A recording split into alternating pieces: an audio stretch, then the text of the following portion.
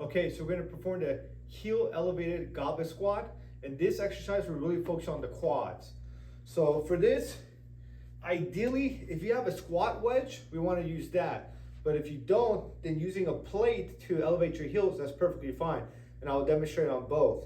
So for this, we wanna make sure that when we hold it, palms go right underneath the head of the dumbbell. Keep the elbows nice and tucked. We don't want to flare these out, otherwise your shoulders will tire out.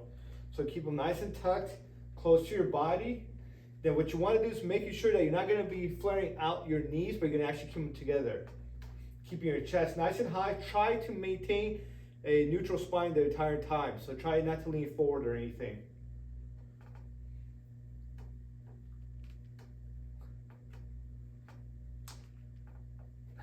So with the plate, as you notice, I didn't lift my heel off the platform. We want to make sure our feet stays completely flat on that. So with the plate, the only real difference is making sure you have even pressure on both your heel and the ball of your foot, meaning you don't want your foot being so far out where you're just teetering like this, and it's mostly on your on your heel.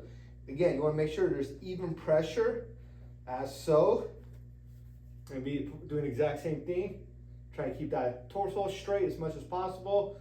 Try not to lean forward and also maintain a neutral spine to the best of your ability. And we're trying to get as low as possible. We don't want to stop halfway. Range of motion is very, very, very important for this one, because the lower we get, the more stretch on the quads we get. If we can stop halfway, we're not going to get the most bang for our buck. I'm going to go ahead and show you the frontal view of this.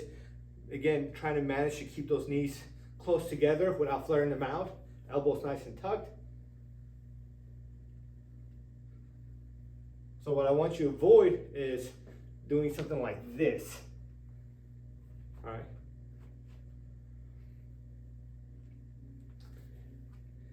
And that is the heel elevated goblet squat.